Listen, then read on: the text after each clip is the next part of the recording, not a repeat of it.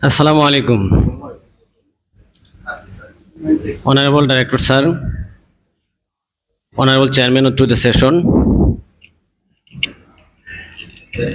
respected teachers, senior and junior colleagues. Assalamu alaikum.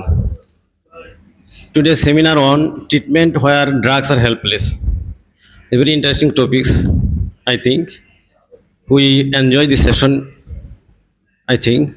And today's session, Chairman Dr. M.S. Pathan, Head of the Department of Psychiatry, Community-Based Medical College, Bangladesh, and Speaker Dr. Farhan Akhtar, Registrar, Department of Psychiatry. Now I am requesting our Chairman Sir to take the chair and conduct the rest of the session. Please, sir. লাগায় রাখবো।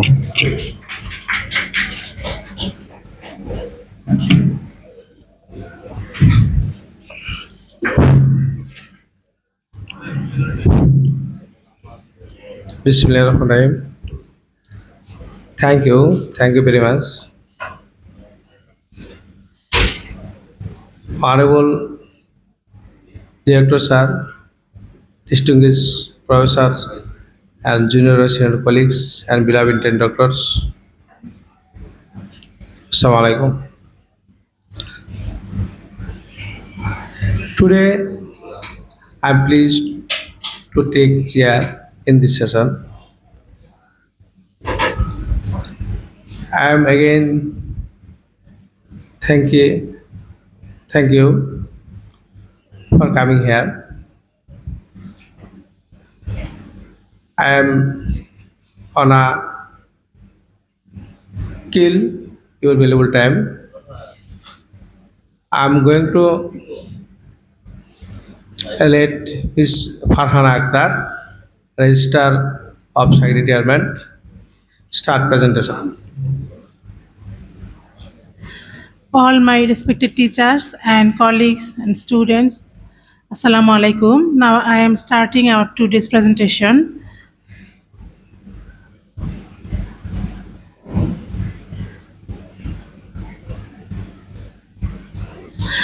Our today's title is Treatment Where Drugs Are Helpless. In medical science, for some diseases,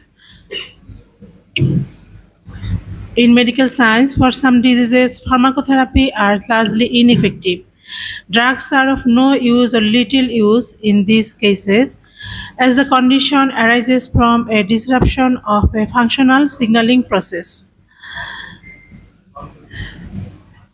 Dissociative disorder or dissociation, psychological process relating to consciousness as split or fragmented, and conversion disorder, psychological stress lead to physical symptoms. The term refers to a condition in which there are isolated neurological symptoms that cannot be explained in terms of known mechanism of pathology. There has been a significant psychological stressor. When stressor ultimately lead to functional neurological symptom disorder, drugs will play limited role for limited time. In DSM-5, conversion disorder is now known as functional neurological symptom disorder. Diagnostic criteria according to DSM-5, one or more symptom of altered voluntary movement or sensory function.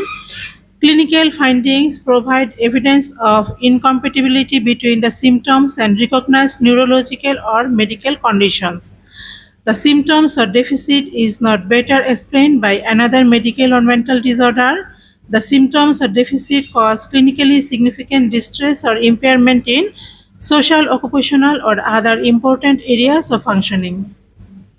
Associated features of conversion disorder. Precipitating factors.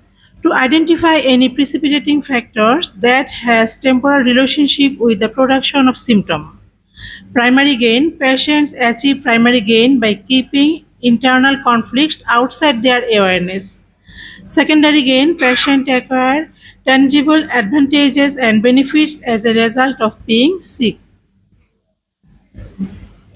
La belli indifference. Patient is indifferent toward serious symptoms. Identification: patients may unconsciously model their symptom on those of someone important of them. Clinical association of conversion disorder, most commonly associated with passive aggressive, dependent, antisocial, and histrionic personality disorders. Depressive and anxiety disorder symptoms often accompany an affected patient. শোনা যায় না? Affected patients are at risk for suicide. Stress acts as a precipitating factor.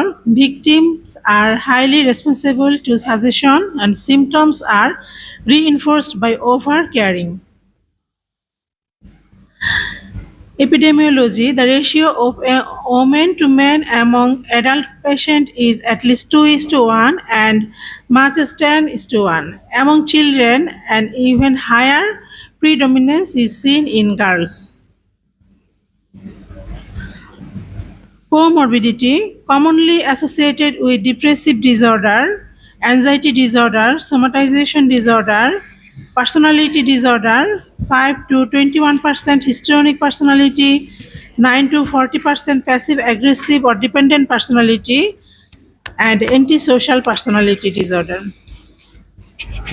Differential diagnosis usually come epileptic fit, physical conditions causing similar symptoms, neurological illness, atypical depression, unexplained somatic complaints, and anxiety disorder. Course and prognosis: initial symptoms resolve within a few days to a month. In 90 to 100% remit spontaneously, usually by 2 weeks. 75% have no further episode, with 20 to 25% recurring within a year during periods of stress. 25 to 50% present later with neurological disorders or non-psychiatric medical condition affecting the nervous system. Predictor of good prognosis: sudden onset, easily identifiable stressor, good premorbid adjustment or group premorbid personality, no comorbid psychiatric or medical conditions, no ongoing litigation, short duration, short interval between onset and initiation of treatment, above average intelligence, paralysis, apnea, and blindness. Treatment of acute conversion disorder: psychotherapy focusing on issue of stress and coping, hypnosis, anxiolytic and behavioral relaxation exercise, psychodynamic approaches including psychoanalysis and insight-oriented psychotherapy. Attention directly away from the symptom and towards problem that provoke the disorder is the main key point of management of conversion disorder. Sometimes supportive drug given for comorbidity is antidepressant or anxiolytic drugs for short duration. Prevention: the incidence of conversion disorder in adult is likely to continue to decline with rising level of formal education and the spread of basic information about human psychology, including stress management. Prevention of conversion disorder in children and adolescents depend on better strategies for preventing abuse and ensuring a playful and joyful life. Now I will present a case scenario. Muhammad Selim, 24 years old, male, teacher of madrasa, hailing from Ghaforgaon, admitted in medicine ward with the complaints of discomfort in chest and abdomen and unable to walk. His home address was Dhubaura, Mymensingh, and his wife stayed at Dhubaura with a 1-year-old boy baby, but he stayed at Ghaforgaon for his job. His marital relationship was unhealthy. On past history, he had repeated attack of same problem and was taken symptomatic treatment. On general and systemic examination and on investigation, no abnormality never detected. On mental state examination, he was frustrated and helpless about his marital relationship, and every previous episode occurred at the time of vacation when he had opportunity to go to his family. Our diagnosis was conversion disorder, and treatment given, general management, explanation and reassurance given to the patient and the caregiver about the diagnosis, nature of disease, treatment plan and outcome of the disease, encouraged to maintain daily life as he can maintain, expressed empathy. Specific management given, psychological management, patient focus, symptom reduction by suggestion, encouraging the patient to try to accept the discomfort as much as possible, explorative psychotherapy, identification of stress associated with the event, resolution of stress by removal or modification or acceptance of the stress, supportive psychotherapy. For family and institution, reduction of reinforcement about illness behavior or secondary gain, encouraging desired behavior, discouraging undesired behavior, and marital therapy. Biological treatment given, selective serotonin reuptake inhibitor, benzodiazepine given for short duration for immediate relief and ensuring sleep, social continuation of daily activities as much as he can. Preventive strategies given, improving stress coping ability, modifying patient personality factors, social skill training, cognitive behavior therapy for problem recognition, modifying environment, offering continued help, active daily life programming. This is all of case scenario. Now, our activities in psychiatry department in CBMCB, every day specialist service and every Monday counseling and psychotherapy we try to give. Now we started student psychosocial support and psychiatric healthcare center for phase 1, 2, 3, 4 in different days. Phase 1 for Saturday and Sunday, phase 2 for Monday and Tuesday, phase 3 Wednesday and phase 4 Thursday. Thank you all. Thank you. This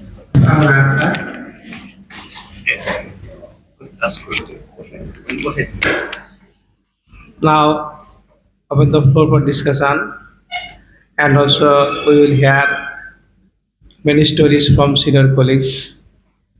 Thank you. আমার একটা question আছে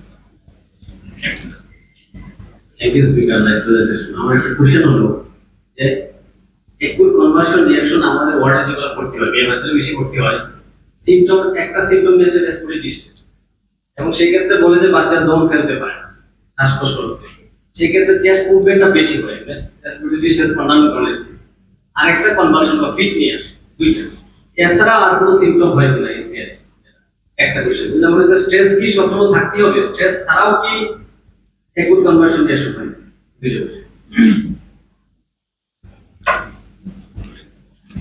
যেহেতু sir stress ছাড়া conversion disorder হবে না, কিন্তু বাচ্চাদের ক্ষেত্রে যেটা হয় এবং বড়দের ক্ষেত্রেও অনেক ক্ষেত্রে হয় তারা তাদের স্ট্রেসটা রিকগনাইজ করতে পারে না। বাচ্চারা তো পারেই না, বড়রাও অনেক সময় রিকগনাইজ করতে পারে না, কারণ মেন্টাল অ্যাক্টিভিটিটা চলে হচ্ছে তাদের আমাদের সাবকনসিয়াস মাইন্ডে। সব কিছু আমরা সবসময় লজিক দিয়ে আইডেন্টিফাই করতে পারি না, তো তাদের স্ট্রেস থাকে, কিন্তু যখন আমরা ম্যানেজমেন্টে যাই স্ট্রেসটা আমরা সহজে আইডেন্টিফাই করতে পারি না, তখন কিছু কিছু ক্ষেত্রে ওই হিপনোসিসের মাধ্যমে আমাদের আইডেন্টিফাই করা লাগে। তো স্ট্রেস ছাড়া কনভার্সন ডিসঅর্ডার হওয়ার কোনো চান্স নাই। সিমটমস আর অনেক আসে। কিছুদিন আগে পেডিয়াট্রিক্স থেকে আমাদের কাছে একটা আসলে প্যারাপ্লেজিয়া নিয়ে, তো তার এবং আমরা তাকে ওয়ার্ড থেকে সরাই ফেললাম, তাকে কেবিনে আমরা ভর্তি দিলাম এবং তার মাকে আমি বললাম যে আপনি আমরা যখন থাকবো না ওই টাইমটাতে তাকে নিয়ে বেড়াবেন, তাকে নিয়ে পুরো হসপিটালে বেড়াবেন। ওকে শোনাই বললাম যে মজার মজার খাবার খাওয়াবেন এবং তার ভাই বোন যারা আছে তাদেরকে নিয়ে আসেন, এখানে সে খেলবে। তো সে গ্রাম থেকে আসছে, এত সুন্দর একটা জায়গায় একটা কেবিনে সে আসছে, সে যা চাচ্ছে তাই খাইতে পারতেছে এবং পরের দিন কিন্তু দেখলাম যে সে সুস্থ হয়ে গেছে।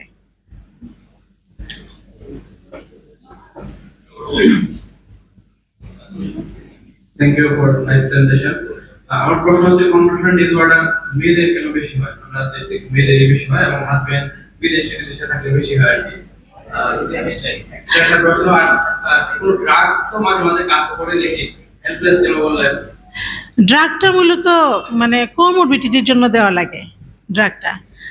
আর ফিমেলের ক্ষেত্রে ফিমেলরা স্ট্রেসটাকে প্রকাশ করতে পারে কম এবং তাদের লাইফস্টাইলটা একটু সাপ্রেস থাকে। একটা ছেলে সারাদিন খেলাধুলা করার সুযোগ পায়, একটা মেয়ে কিন্তু পায় না। একটা ইয়াং ছেলে বাসার বাইরে বাইরে থাকতেছে, ফ্যামিলির ভিতরে যে প্রবলেমগুলো থাকে, লাইফের যে কিছু এক্সট্রা অর্ডিনারি স্ট্রেসের কারণেই তো হয়, যেটা সে প্রকাশ করতে পারতেছে না, কিংবা সে সেটার কোনো কনফ্লিক্ট কাজ করতেছে, ওটার কোনো সমাধান বের করতে পারতেছে না। এই জিনিসগুলো ছেলেদের ক্ষেত্রে কম হয়। একটা ছেলের রাগ উঠলো, সে একটা প্লেট ভেঙে ফেললো, গ্লাস ভেঙে ফেললো, সে মারামারি করলো। মেয়েদের ক্ষেত্রে কিন্তু এই জিনিসটা কম। ছেলেরা এভাবে করে তাদের ইমোশনটাকে প্রকাশ করে ফেলতে পারে, কিন্তু মেয়েরা এই জিনিসটা পারে না। তাদের ভিতরে অনেক একটার পর একটা কমপ্লেক্স আকারে থেকে যায় তাদের সাইকোলজিতে। কারণ ছোটবেলা থেকেই শেখানো হয় এটা করা যাবে না, তুমি মেয়ে, তুমি এটা করতে পারবে না, তুমি মেয়ে, তুমি জোরে কথা বলতে পারবে না, তুমি এর সাথে মিশতে পারবে না, যে জিনিসটা ছেলেদের সাথে কিন্তু থাকে না। যার ফলে তাদের তাদের চিন্তা ভাবনাগুলো অনেক কমপ্লেক্স হয়ে যায়। তখন তারা যখন কোনো স্ট্রেসে পড়ে, ওইটার সলিউশন তারা করতে পারে না।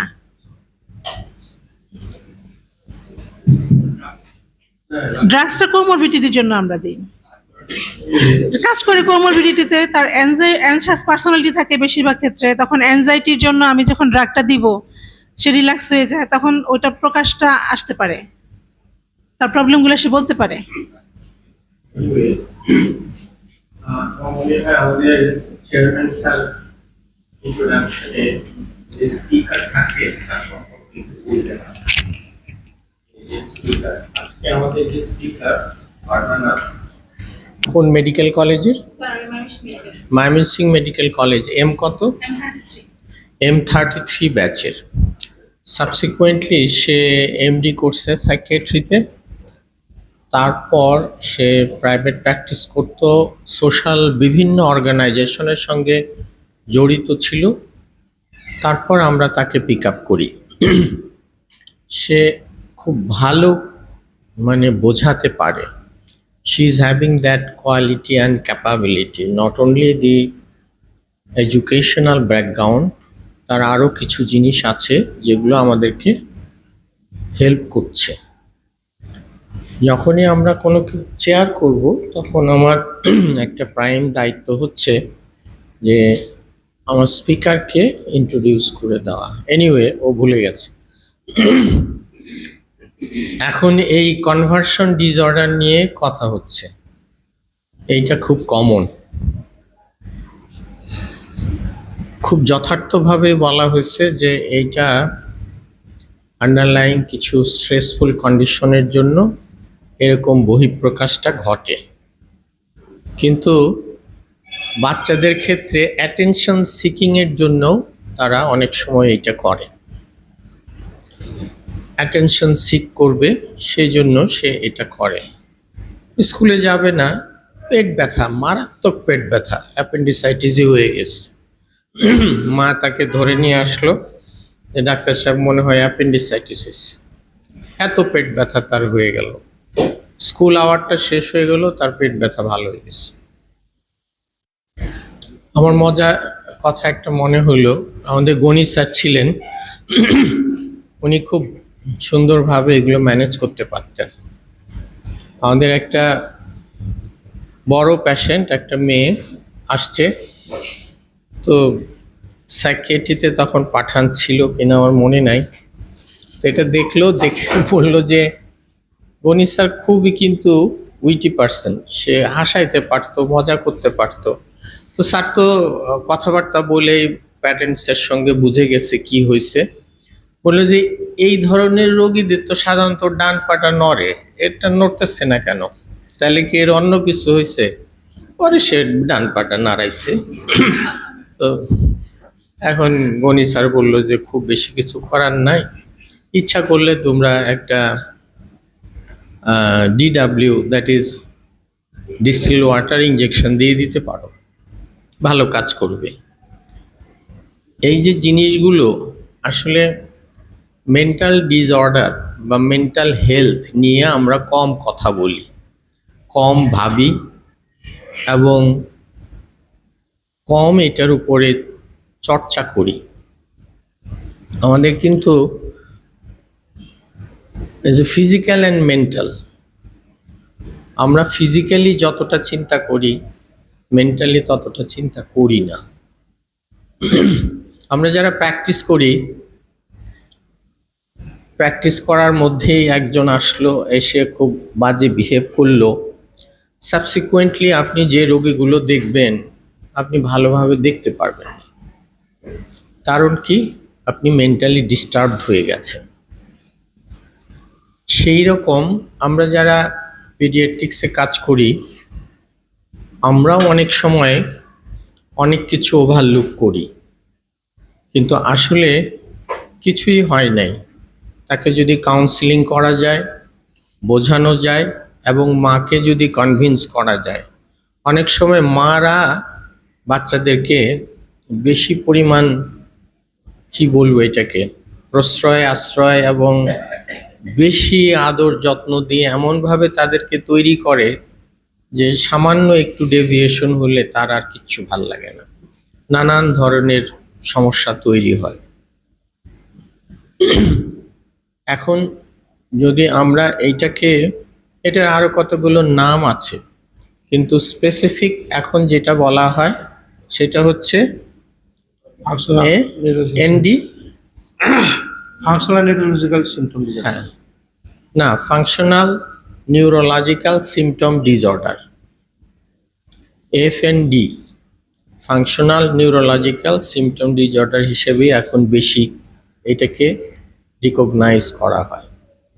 শুরুতেই বলে দিছে it is a functional, not structural আর অর্গানিক, মানে কোনো অর্গানের প্রবলেম না, স্ট্রাকচারাল কোনো প্রবলেম না, এটা একটা ফাংশনাল প্রবলেম। সুতরাং এইটাকে ওইভাবে ডিল করতে হবে। আমাদের সাইকিয়াট্রিক ডিপার্টমেন্ট আস্তে আস্তে একটু এনরিচ হচ্ছে।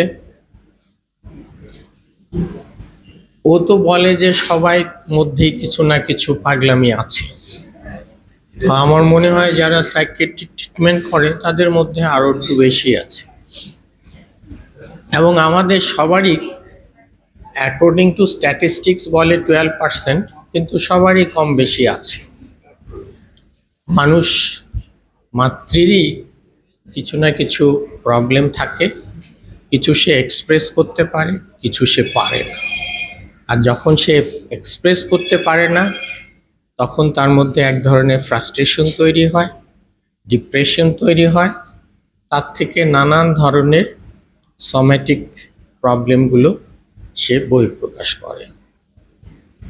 পৃথিবীতে 100% সুখী কেউ আছে কিনা জানি না, তবে সুখী থাকার ভান করা হয় এবং ভালো আছি, মোটামুটি আছি। আমাদের নুরুল হক স্যার ছিলেন, উনি কোয়ান্টাম নিয়ে কাজ করতেন, প্রায়ই বলতেন বেশ আছি, ভালো আছি, জোরে জোরে বলতেন। আসলে কতটা ভালো আছে বা কতটা ভালো আছি বলা খুবই কঠিন। তো সুতরাং এই যে প্রসেসগুলো হয় মনের অজান্তে হয়, কখনো কখনো এগুলোকে আবার রাইট ট্র্যাকে ফিরায় আনা বেশ কঠিন। আমাদের লার্নেড বদরুজ্জামান একটা কথা বলছে যে এরা বেশি আসে রেসপিরেটরি ডিস্ট্রেস নিয়ে, চেস্ট ডিসকমফোর্ট নিয়ে। তার কারণ হচ্ছে অ্যাটেনশনটা তাড়াতাড়ি পাওয়া যায়, মরে যাইতেছে শ্বাসকষ্টে, তার পালস অক্সিমিটার দিয়ে দেখবা 100-র উপরেই আছে এবং তার ব্লাড প্রেশার ঠিক আছে, সব কিছু ঠিক আছে, কিন্তু সে মরে যেতেছে। এবং ওগুলো খুব ইজি টু ডায়াগনোস, এগুলো ডায়াগনোস করা খুব কঠিন না, কিন্তু এগুলো সত্যি সত্যি ভালো করা সবসময় কিন্তু অত কঠিন। তোমার অ্যাডভাইস শুনতে চাইবে না। যাদের একটু মানসিকই আছে তাদেরকে যদি তুমি বলো যে আপনি একজন মানসিক ডাক্তারের কাছে যান, তোমারে মাইরেই দিবে, মাইরেই দিবে। এই ময়মনসিংহে এক ভদ্রলোক আছেন, নাম করা, নামটা নাই বললাম, ভদ্রমহিলা এত মানে যন্ত্রণাদায়ক, কিছু একটা হইলেই দুইটা ছাগল নাইলে একটা গরু, সে এটা মানসিক আর কি, মানসিক কি বলে এটাকে, মানসিক, এটা ছাদগা দিয়ে দিব। তো ওই ভদ্রলোক আমার কাছে আসছে যে তার বাচ্চাগুলো আমি দেখি। এখন মজার ব্যাপার হয়েছে, সে আমার কাছে আসছে, এসে বলল যে ডাক্তার সাহেব আপনার কাছে তো আসি, কিন্তু আমি তো গরু আর ছাগল কিনতে কিনতে মরে গেলাম। আমি কেন? ওই বাচ্চার অ্যাজমা আছে, স্ট্যাটাস অ্যাজমা হইলেই গরু, সাদগা দিতে হবে কি গরু, আর ছোটোখাটো যে কোনো অসুখেই একটা অথবা দুইটা খাসি অ্যাকর্ডিং টু দি স্টেজ হিসাবে সেই রকম মানত করে, এবং এইটা পরের দিনই দিতে হবে। হ্যাঁ, ভালো হয়ে যায়। তো বললে যে কি করা যায়, তখন আমি বললাম যে আপনার স্ত্রীকে, আমাদের তখন একজনই স্যার ছিলেন আমাদের, হ্যাঁ? নাজিবুল্লাহ স্যার না? নাজিবুল্লাহ স্যার, না অজিল আলম না, তারও আগে, নাজিবুল্লাহ স্যার, না তার আগে আমাদের যে না নাজিবুল্লাহ স্যারকে ঢাকা মেডিকেল কলেজের, ভুলে গেলাম। নাজিবুল্লাহ স্যার তো ছিল, হ্যাঁ, ময়মনসিং না, ঢাকাতে হায়দুল ইসলাম স্যার। তো তার কাছে আমি পাঠাইছি, ঠিকানা দিয়ে তার কাছে পাঠাইছি, এ তো আর জানে না।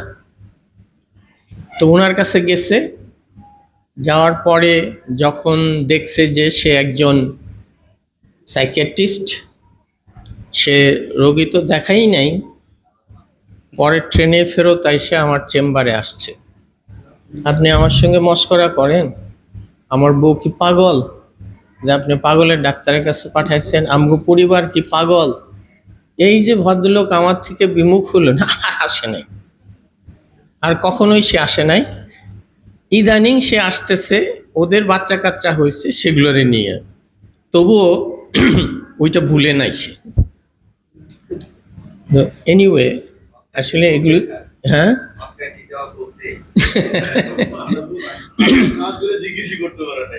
না আমি আমি আমি কারণ ওর বড় মেয়েটা একজন মেজরের ওয়াইফ, আমি আর ঘাটাঘাটি করি না, ওই নাতি নিয়ে আসে, আর ছোটটা নিজেই ইঞ্জিনিয়ার হয়ে গেছে, তো ওদেরও বাচ্চাগুলো নিয়ে আসে। ভদ্রলোক নিজে কম আসে, ভদ্রমহিলা এখনও আসে, তবে আমি যতটুকুন বুঝছি সাদগা বন্ধ হয়নি, সাদগা জারি আছে। আজকে আমি এই সুযোগে একটুখানি আমাদের আরেকজন কলিগ আছে, তাকে পরিচয় করায় দেই। তাহিরা, দাঁড়াও, ও হচ্ছে তাহিরা, ও আমাদের নিউলি অ্যাপয়েন্টেড রেজিস্ট্রার মেডিসিনে অ্যাটাচ আছে, এন্ডোক্রাইনোলজিস্ট। তো আমাদের অনেক পেশেন্ট আছে যারা ডায়াবেটিস, থাইরয়েড ইত্যাদি প্রবলেম নিয়ে আসে। ও 154 নাম্বার রুমে আপাতত রোগী দেখবে এবং আমিনুল ইসলামের সঙ্গে অ্যাটাচড আছে, ওইখানেও সে কাজ করবে। তো আমরা যদি এই ধরনের কিছু পাই তাহলে আমরা এটা করব। বস, আরেকটা জিনিস আমাদের এইখানে আমাদের ডক্টর ফারহানা বলছেন যে চাইল্ড বা আমাদের স্টুডেন্টদের সাইকোলজিক্যাল প্রবলেম নিয়ে আমরা প্রায়শ প্রবলেমে পড়ি। গভর্নমেন্ট থেকে ইনস্ট্রাকশন আছে এটার জন্য সাইকোলজিস্ট যেন হেল্প করে, সেইটাকেই আমরা উপাত্ত করে আমরা এখানে দেখাইছি। শনি রবিবার ফেজ 1-এর যারা আছে, অ্যানাটমি, ফিজিওলজি, বায়োকেমিস্ট্রির সমস্যাগুলো নিয়ে যারা আছে তারা এখানে আসবে।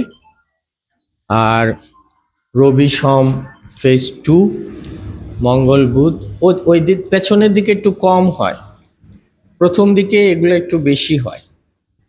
আমি আমার শেষ কথা দিয়ে শেষ করব কেন এটা করা হয়েছে। কাশ্মীর থেকে একটা মেয়ে আসলো, সব কাশ্মীরিরাই মোটামুটি ভাবে দেখতে শুনতে একটু ভালো হৃষ্টপুষ্ট থাকে।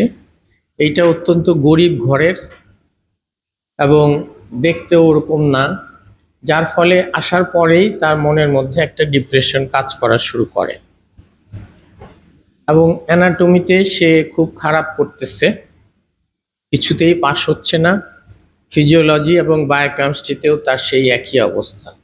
সে ইমপ্রেস করতে পারে না, কথা দিয়েও পারে না এবং সৌন্দর্য দিয়েও পারে না। To speak you very frankly, সে সব ফেল করে যাচ্ছে, কার্ড ইনকমপ্লিট। 3 মাস পরে সে ডিসাইড করলো চলে যাবে। তার বাবা মাকে খবর দেওয়া হলো যে একে নিয়ে যান, সে কোপ আপ করতে পারতেছে না।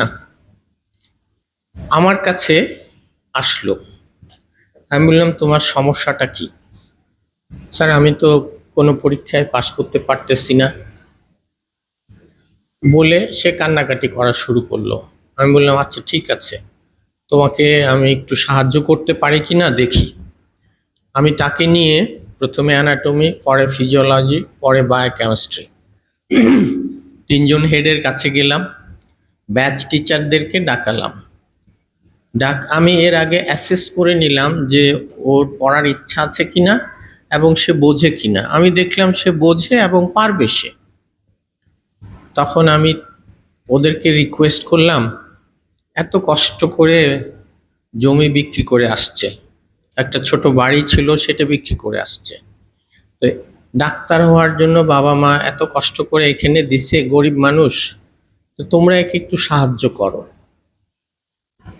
পেন্ডিং আইটেমগুলো একটু নাও।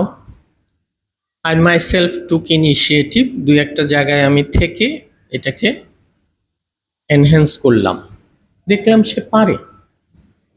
কিন্তু ওই যে the first impression is not good, সেই জন্য তাকে ওরকম করে রাখে।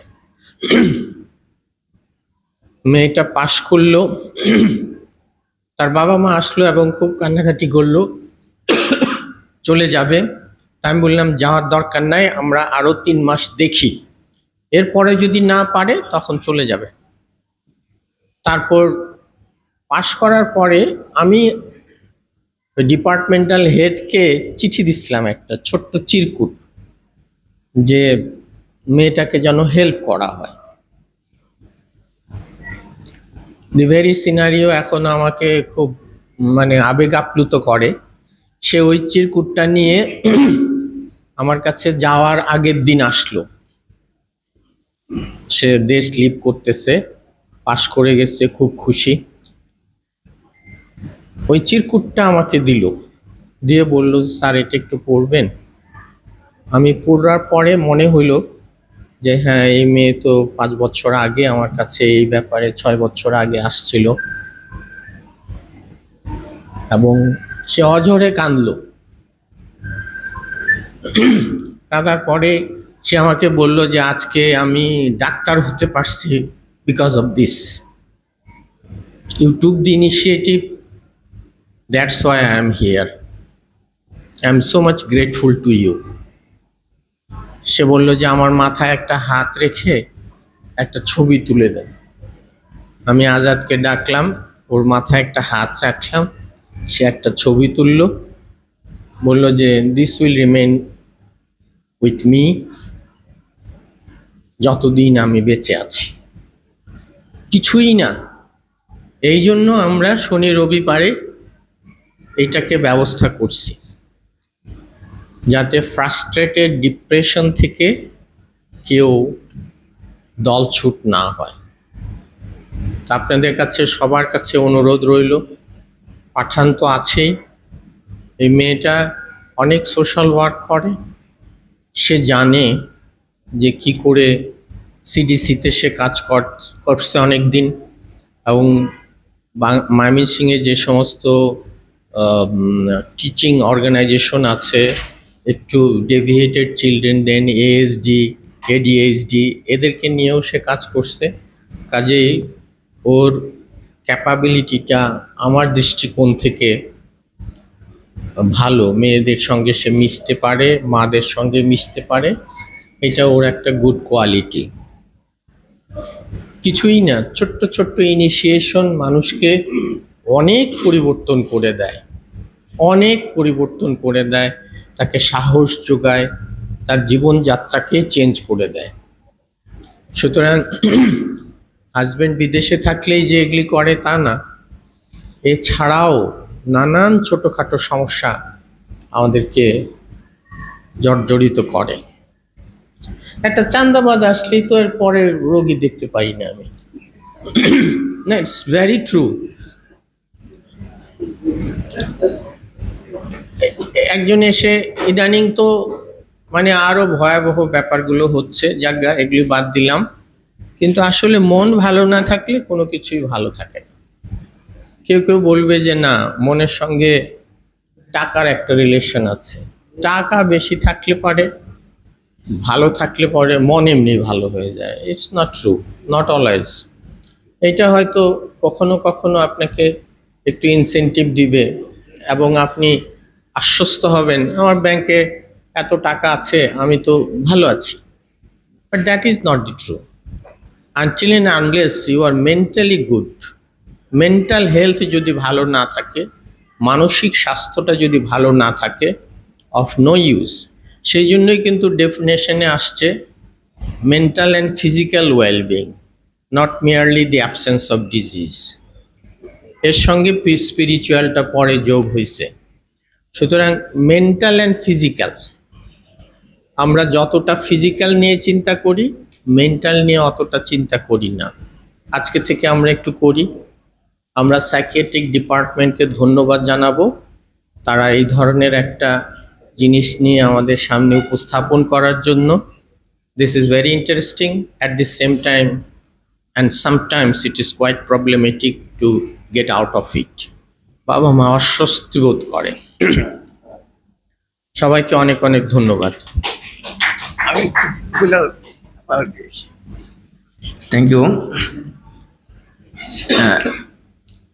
আজকের এই সাইকিয়াট্রিক ডিপার্টমেন্ট সুন্দর প্রেজেন্ট করেছে আমাদের ফারহানা আমার স্টুডেন্ট ছিল আর কি। তা আমি এখানে যখন সে জয়েন করে তখন তাকে আমি চিনি নাই আর কি। তো সে বেশ হাসি কথা বলতেছে আমার সাথে, স্যার আপনার স্টুডেন্ট আমি আর কি, 33 ব্যাচের। এখন দেখি সে যতবার আমার সাথে দেখা হয় সে হেসে হেসে কথা বলে আর কি। যেমন আমাদের ওই পাঠান ভাই আমার সাথে হেসে হেসে কথা বলে। ওনারা দুইজন কথা বললেই আমার আরো মন ভালো হয়ে যাচ্ছে। যে ওনারা যখন আমার সাথে হেসে হেসে কথা বলছে এইটাই আর কি। যাই হোক, আর এখানে আসার আগে একটা আলাপ হয়েছে যে এতদিন তো পাঠান ভাই একাই ছিলেন, তারপরে এখন ফারহানা আসছে রেজিস্ট্রার হিসেবে। খোঁজ নিয়ে দেখলাম যে মেডিকেল অফিসার নাই, তোমরা একদম মেডিকেল অফিসার রাখতে পারো। উনি বললো যে স্যার আমরা তো চাই দেয় না, যে আমাদেরকেও দেয় না, কিন্তু আমরা যখন চাইতে থাকি 4বার চাইলে পরে কিন্তু মেডিকেল অফিসার দেয় স্যার আর কি। একটা না চাইলে কিন্তু দিবে না, ছাড়েও দিবে, দেখবা তোমরা 4বার চাও দেখবা দিয়ে দিবে আর কি। তো এটা গেল একটা কথা। আর যে একটা হইলো সুন্দর প্রেজেন্ট করছে, এটাও ধন্যবাদ তাকে।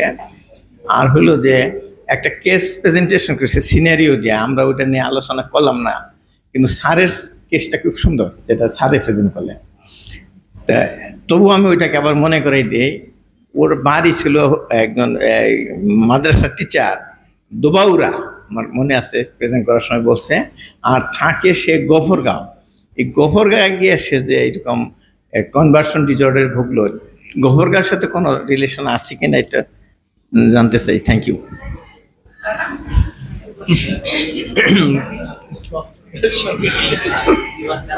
ওটা কি স্যারেরটা উত্তর দিবা? দাও। সে তো ফ্যামিলি থেকে ডিটাচ থাকে, তার ওয়াইফের সাথে তার মেন্টাল রিলেশনশিপটা আনহেলদি। তো অপরনাও যখন সে থাকে তখন সে মোটামুটি ভালোই থাকে, কিন্তু যখন বাড়িতে যাওয়ার সময় হয় তখন সে জানে যে বাসায় গেলেই তো আবার তার ওয়াইফকে তার ফেস করতে হবে, আবার সেই সমস্যাগুলো তার ফেস করা লাগে। তখন সে তার অ্যাংজাইটি লেভেলটা অনেক বেড়ে যায় এবং এই ডিজিজটা তার ঠিক আছে। দুবাউরা যাওয়ার আগে আগেই সে অসুস্থ হয়ে যায়। যখন কোনো ভ্যাকেশন আসে তখন তো তার যাইতে হবে বাড়িতে, কিন্তু বাবা মা না আচ্ছা, আমাদের বই পুস্তকে যেটা লেখা আছে যে মেয়েদের ড্রাইভার হলো ইস্ট্রোজেন আর ছেলেদের ড্রাইভার হলো অ্যান্ড্রোজেন। এখন বয়েজ হোস্টেলে মারামারি হলে বলা হতো যে ছেলেরা কি মারামারি করে, অ্যান্ড্রোজেনে মারামারি করে। সত্যি এই কথাগুলি বলা হয়। ইদানিংকালে আরেকটা, যেমন আমার ইস্ট্রোজেন যখন কমে যায়, আমাদের কিন্তু মেনোপোজাল লেডিরা কিন্তু ডিপ্রেসিভ ইলনেসে ভুগে। এটি কিন্তু সত্যি কথা। এটাতে কাউন্সিলিং বা ডাইভার্সন, আমরা মাঝে মাঝে বলি নামাজ কালামের সাথে সিনেমাও দেখবেন, আনন্দে থাকবেন, এগুলো কিন্তু আসলে কাউন্সিলিং এর একটা পর্ব। এটা সুন্দর কথা। আর ইদানিংকালে একটা সমস্যা হচ্ছে যে অতিমাত্রায় বাচ্চাদের মধ্যে ধর্ম শেখানো হচ্ছে। যেমন আমাদের চেম্বারে কিছু রুগী আসে, মেনস্ট্রুয়াল অ্যাবনর্মালিটিস, বাচ্চা মেয়ে, মাসিক বন্ধ হয় না, মা বলতেছে। তা আমি বললাম ও কি একদম, মানে আমি 13টা কাপড় পরা গায়ে আমি গনে দেখি, 13টা কাপড় একটা মানুষের শরীরে পরায় দেওয়া হয়েছে, তার বয়স 12 to 13। এটা কিন্তু এক ধরনের অত্যাচার। তারপরে আমি বললাম ও কি বাইরে বের হয় না? কয় না, শুধু মাদ্রাসায় যায়, কারো চেহারা দেখে না। তা আমি বললাম ওর তো মাসিকই বন্ধ হয় না, বিয়ে দেওয়ার সময় কিন্তু মিশা কথা করে বিয়ে দিবেন না, ধর্মটাকে সুন্দর রাখবেন, যে ওর মাসিক বন্ধ হয় না এটা বললে বিয়ে দিবেন। তখন ওরা আবার আমার উপরে রাগ করে। আমি মাঝে মাঝে পাঠানের কাছে পাঠানোর চেষ্টা করি, বলে ওই যে স্যারের মতো সমস্যা হয় যে আপনি তাকে মানসিক। আমি বললাম না, ও তো খাওয়া দাওয়াও করে না, কিছুই করে না, ওকে শুধু ধর্মের জ্ঞান দিয়ে ও ওইটাতে এতটা স্পিরিচুয়াল হয়ে যায় যে ও স্বাভাবিক জীবনে চলতে পারতেছে না। ইদানিংকালে এই সমস্যাগুলি কিন্তু অনেক বেশি এবং আমরা কিন্তু পাই। আর আমাদের কথা আমরা একটু বলি যে আমরা যে খাওয়ার সময় খাই না, ঘুমানোর সময় ঘুমাই না। বিয়ের অনুষ্ঠান এখন কিন্তু ডাক্তারদের জন্য বদলায়, আর শুক্রবার বাদ দিয়ে শনিবারে নেওয়া হয়েছে, কারণ ডাক্তাররা আসতে পারে না। সত্যি কথা। এখন লিফটেও হ্যাঁ জি স্যার, ডাক্তারদের জন্য। হ্যাঁ, ইভেন সন্ধ্যা 6টা পর্যন্ত খাওয়া দাওয়ার অ্যারেঞ্জ থাকে, কারণ ডাক্তাররা পরে আসবে, এরকম চলতে থাকে। তো পাঠান এই যে লিফটে দেরি হতে থাকলে অস্থির, এই লিফটে ওই লিফটে ওই লিফটে, আচ্ছা আমরা অস্থিরতা করি। এখন আমাদের এই ডাক্তারদের, আমাদের একজন স্যার বলছিল যে 97% লোকই মানসিক স্বাস্থ্য ইল, 3% সুস্থ। তো স্যার আবার বক্তৃতায় বললো যে সেই 3%-এর মধ্যে আমি। তাহলে হ্যাঁ, তো এখন আমাদের এই ডাক্তারদের যে এই অস্থিরতা, আমরা যে ছুটছি, এটার জন্য আসলে একটা উপদেশ চাই আজকে। Thank you madam. আচ্ছা, আমরা তো যত ডিগ্রি বেশি, যত বড় হয়ে তত ব্যস্ত বেশি থাকি, ফলে আমাদের রুলস আর রেগুলেশন মানতে খুব কষ্ট হয়ে যায়। তারপর আমাদের উচিত একটা দৈনন্দিন রুটিন যদি আমরা তৈরি করতে পারি যে আমি এই টাইমে এই করবো, তাহলে আমাদের মেন্টাল একটা স্ট্রেস যে থাকে, স্ট্রেসটা রিমুভ হয়। আমাদের যদি এমলেস যদি আমরা চলতে থাকি, তাহলে আমাদের কোনো এরকম হবে, স্ট্রেস বেশি হয়ে যাবে। যদি আমরা এম তৈরি করি এবং দৈনন্দিন যদি একটা রোস্টার তৈরি করি এই সময় এই করবো, তাহলে কিন্তু আমার মেন্টাল স্ট্রেস থাকে না, ঠিক আছে, এই সময় কাজ করবো, তখন আমার কিন্তু একটা টাইম অটোমেটিক তৈরি হয়ে যায়। আমাদের ডাক্তাররা যারা এত ব্যস্ত থাকে যে রুটিনও মানে নেই, কোনো কিছু মানে না, যার কারণে আমরা একটা মেন্টাল যে স্ট্রেসটা সব পড়ে যায়। কখন খাবো, টাইম যেহেতু আগে শিডিউল নাই খাবার, যে আমি 2টার সময় খাই, শিডিউল না থাকাতে সে না আমি 5টায় খাই, একদিন 5টা একদিন 6টা খাই, ফলে তার মাঝখানে একটা অস্থিরতার সৃষ্টি হয়। এই জন্য যদি আমরা একটা ডেইলি রুটিন তৈরি করি, তা আমার এই স্ট্রেসটা কম থাকবে। যখন স্ট্রেস কম থাকবে, তখন আমাদের মেন্টাল যে ফাংশনটা নর্মাল হবে এবং আমাদের জন্য এই মানে অ্যাবনর্মালিটি বা এই মানসিক অস্বস্তিটা কম লাগবে, অস্থিরতা কম লাগবে। হ্যাঁ, রুটিন এখন একজন স্পেশালিস্টের রুটিন মানে কি সম্ভব? ধরো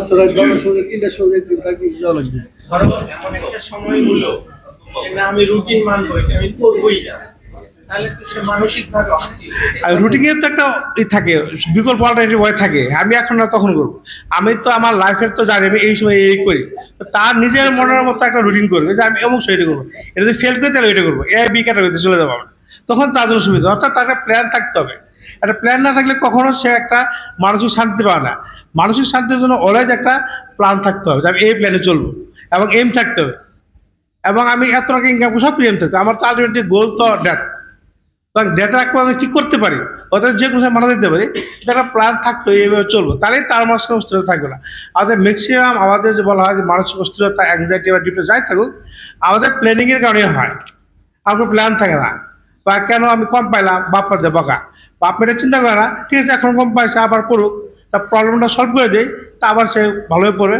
আর প্রবলেম সলভ না করে তাকে বড় উল্টা প্রেসার করে, তুমি কেন কম পাইলা। এখন আমরা দেখি স্টুডেন্টরা এখন ক্লাসে মার শুরু করে, তুই কম পাইলি কেন।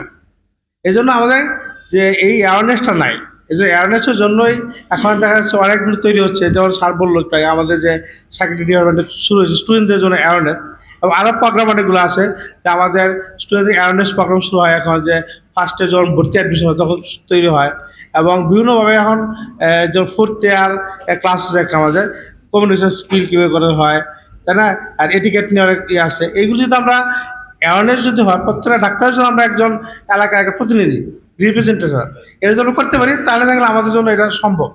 এবং যত বেশি আমরা এটা ডিসকাস করবো, তো আলোচনা তত আমাদের এটা কম থাকবে।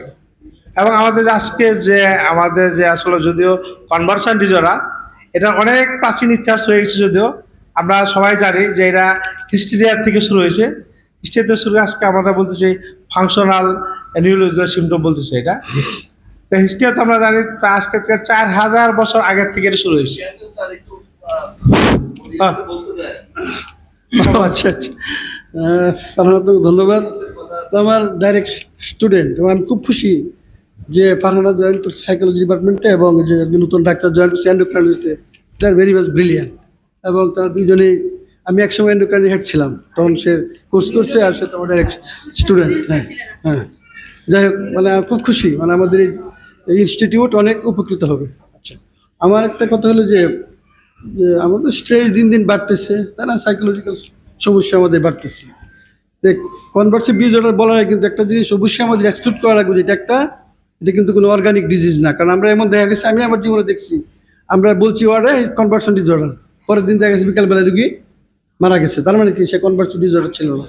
এর জন্য কনভার্সিভ ডিসঅর্ডার বলার আগে আমাকে 7 বার চিন্তা করা লাগবে, যেটা কি আসলে কনভার্সিভ ডিসঅর্ডার নাকি অন্য কোনো, তার কোনো অর্গানিক কোনো ডিজিজ আছে কিনা। আচ্ছা, আমি একটু জানতে চাই যে কালকে আমার চেম্বার রুগী আসছে, 10 বছরের বাচ্চা, মাদ্রাসায় পড়ে, তার পেট ব্যথা, এমন ব্যথা একমাত্র হুজুরে ফু দিলে তার ব্যথা কমে, তাছাড়া কোনো ওষুধে কোনো ওষুধ, তার আইবি ফ্লুইড, তার পেইন কিলার টিলার সব কমে না, একমাত্র তার চিকিৎসা হলো হুজুরে ফু। এইটা কি রোগ, এটা কি আসলে কনভার্সিভ ডিসঅর্ডার? সে ছোটবেলা থেকে এই শিক্ষাটা তার ব্রেনে হচ্ছে সেট হয়ে গেছে, ছোটবেলা থেকে সে দেখে আসছে। তার কিছু হইলেই তার মা তাকে হুজুরের কাছে নিয়ে গেছে, হুজুরের পানি করা নিয়ে আসছে। আচ্ছা এই বিলিফ থেকে তাকে সমাজে সরানো যাবে না। আচ্ছা, দেখা যাবে যে সে অনেক বড়, অনেক প্রতিষ্ঠিত হয়ে গেল, ওই যে তখন গরু সদকা, ছাগল সদকা যে দিল, এত বড় স্টেজে এসে, তার কারণ হচ্ছে যে সেই ছোটবেলায় সেই বিলিফ, স্ট্রং বিলিফ একটা তার লার্নিং এ চলে। আচ্ছা, আর আমার একটা কোশ্চেন, যে আমরা যে কনভার্সিভ ডিসঅর্ডার থেকে তার প্যারাপ্লেজিয়া, আর তোমার অনেক সময় যে হয় না, তোমার সিজোফ্রেনিক, ক্যাটাটনিক সিজোফ্রেনিয়াতে হয় না প্যারালাইজ, দুইটাকে আমরা কেমন ডিফারেন্সিয়েট করি? সিজোফ্রেনিয়ার ক্ষেত্রে তো সিজোফ্রেনিয়ার ক্ষেত্রে একটা সাইকোলজিক্যাল ডিসঅর্ডার হিস্ট্রি থাকবে, তার একটা কন্টিনিউয়াস, এটা হচ্ছে সিম্পটমটা থাকবে। কিন্তু যখন কনভার্সনের প্যারাপ্লেজিয়া, সিম্পটম চেঞ্জ হবে, স্যার সবসময় একই রকম থাকবে না। আমাদের ফরেনসিক সাইকিয়াট্রিতে কিন্তু স্যার এই ধরনের পেশেন্ট অনেক আসে, তারা সিজোফ্রেনিয়ার ফেক সিম্পটম নিয়ে আসে। তো তখন তাদেরকে কন্টিনিউয়াস মনিটরিং করা হয়, মর্নিং, ডে, ইভিনিং শিফটে ডাক্তাররা যারা থাকে মনিটরিং করে, অনেক সময় সিসি ক্যামেরা দেওয়া থাকে। সিজোফ্রেনিয়ার ক্ষেত্রে সিম্পটম চেঞ্জ হবে না, কনসিস্টেন্ট সিম্পটম থাকবে। আর অন্য আদার যে কোনো কিছু, ম্যানিকারিং হোক, কনভার্সন হোক, তার সিম্পটম চেঞ্জ হবে। Thank you. আচ্ছা, একটা জিনিস একটু অ্যাটেনশন দেই, যে এই যে স্লাইডটা দেখানো হয়েছে, এটা কিন্তু ইজ নেসেসারি ফর অ্যাক্রিডিটেশন। এটা হলো সাইকোলজিক্যাল সাপোর্ট গ্রুপ আছে ফর স্টুডেন্ট, এরকম 4-5টা স্টুডেন্ট সার্ভিস কমিটি আছে, it's one of the committee, এবং it is very very important. এটার উপরে স্কোরিং অনেক হাই। তো আমরা কিন্তু সার্চ করতে হবে কোন স্টুডেন্টদেরকে এটা লাগবে, এটা হলো 1 নাম্বার। আর আমি ডিপার্টমেন্ট অফ সাইকিয়াট্রিকে রিকোয়েস্ট করব, এটা শুধু নাম ধাম বয়স লিখলে হবে না। আপনারা প্রত্যেকটা স্টুডেন্ট যাকেই কাউন্সিলিং করেন, যাকেই সাপোর্টটা দেন, প্লিজ এক পাতার হইলেও একটা নোট রাখতে হবে। আপনাদের ডেট, টাইম সবকিছুতে 1 পাতার হইলেও একটা নোট রাখতে হবে। হ্যাঁ, এইটা একটু খেয়াল রাখেন যে নোটটা কিভাবে করবেন, বিকজ এই জিনিসটা কিন্তু চেক করবে অ্যাসেসররা এসে, মাস্ট। এবং এটার মধ্যে অনেক ভালো একটা স্কোর আছে। সুতরাং এটা একটু খেয়াল রাখতে হবে ডিপার্টমেন্ট অফ সাইকিয়াট্রিতে, এবং নোট রাখতে হবে প্রত্যেকটা। জাস্ট শুধু আমাদের পেশেন্টের অ্যাটেন্ডেন্সের মধ্যে এনলিস্টমেন্ট রাখলে হবে না। এটা হলো একটা খুব গুরুত্বপূর্ণ কথা। কনভার্সনটির জন্য অনেক কিছু বলছে, আসলে প্রথম কথাটা হলো it has no face, no face. So কিভাবে আসবে, কি নিয়ে আসবে, এটা কিছুই বলা যাবে না। আর সবচেয়ে বড় এক্সাম্পল হলো ম্যানচাউজেন সিনড্রোম। সেই ম্যানচাউজেন সিনড্রোম অপারেশন পর্যন্ত হয়েছে several times, but that was a conversion disorder. তার অ্যাপেন্ডিসেক্টমি হয়েছে, গলব্লাডার কাটছে, এটা কাটছে, সেটা কাটছে, সেভারেল অপারেশন, মানে এমআই এর হিস্ট্রি নিয়ে ভর্তি হয়েছে, there was nothing detected. So conversion disorder has no face. আচ্ছা, আমি নেক্সট সেমিনার একটু অ্যানাউন্স করে দিচ্ছি। আমাদের আগামী সেমিনারটা হবে radiology and imaging, then gynae ops unit 2। আমি চেয়ারম্যান স্যারকে শেষ করার আগে আমাদের মামুন স্যারকে একটু দিচ্ছি 1 মিনিট, একটু স্যার কি বলবেন। কখন কি হবে? আসসালামু আলাইকুম। আসলে সবসময় স্ট্রেসে থাকার চেয়ে একটু আনন্দের কথা বলি আমি সেটা হচ্ছে যে প্রথমে একটু স্ট্রেসটা কমাই। আমাদের স্ট্রেসের জন্য ওই লোগোটা চেঞ্জ হয়ে গেছে, এমএমসির লোগো চলে আসছে, হ্যাঁ, ওই যে নিচে, এই জন্য স্ট্রেসে আমরা কম থাকবো, ঠিক আছে। এটা তো কালকে আমাদের আনঅফিসিয়াল কিছু প্রোগ্রাম আছে 17 তারিখে, সেটা হোস্টেল মাঠে ফ্ল্যাশ মব হবে, বিকেল দিকে কিছু সাংস্কৃতিক অনুষ্ঠান হবে, আর রাতে ডিজে হবে, পোলাপানে থাকবে আর কি। তো আমার যেটা বেশি কনসার্ন সেটা হচ্ছে যে আমরা একটা বর্ণাঢ্য র্যালি শুরু করবো আর কি। সেটা হচ্ছে হলো 18 তারিখ 9টায়।